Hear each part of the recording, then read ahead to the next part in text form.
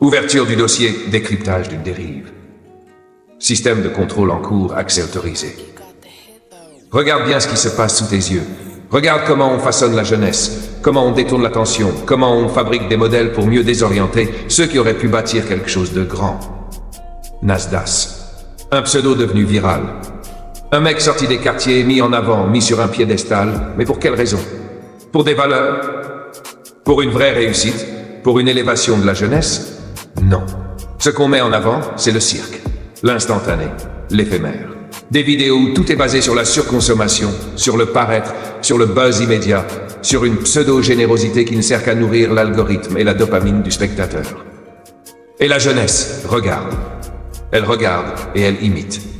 Mais pose-toi cette question. Qui contrôle tout ça? Pourquoi pousse-t-on en avant des influenceurs qui n'apportent rien sur le long terme? Pourquoi ceux qui parlent de connaissance, d'indépendance, d'autonomie, d'énergie libre, de force intérieure sont mis dans l'ombre, alors que ceux qui propagent l'instantané, le divertissement vide, la superficialité sont propulsés? La réponse est simple. Un peuple qui réfléchit est dangereux. Un peuple qui court après du vide est facile à manipuler. Alors on gave la jeunesse de spectacles sans fond. On lui vend du faux rêve. On lui fait croire que la réussite, c'est claquer des billets devant une caméra et jouer au guignol pour des vues. Mais au final, ça mène où? Les jeunes s'identifient à ça, mais ils en tirent rien.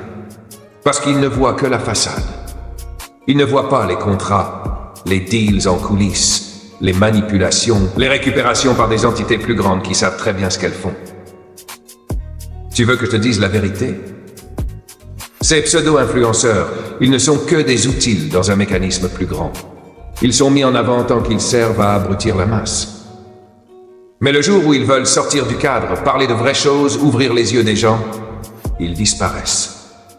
Regarde bien, combien ont explosé, ont tout eu, et ont fini par se brûler. Parce qu'au final, ils ne sont que des pions, des produits jetables. Le système les élève le temps qu'ils soient utiles, puis les écrase. Et les jeunes dans tout ça, ils perdent du temps. Ils croient qu'ils doivent faire du buzz plutôt que développer une vraie compétence. Ils pensent que réussir, c'est exhiber plutôt que construire. C'est ça le vrai piège. Pendant qu'ils sont hypnotisés par du divertissement vide, les vrais joueurs avancent leurs pions. Les puissants ne regardent pas des vidéos de défis débiles, ils achètent le monde. Les élites ne perdent pas une seconde sur TikTok, ils écrivent les règles du jeu. Alors, réveille-toi. Arrête de nourrir ce qui te détruit. Arrête de donner ton temps à des distractions qui t'éloignent de ta puissance. Si tu veux vraiment réussir, regarde ceux qui construisent, pas ceux qui gaspillent.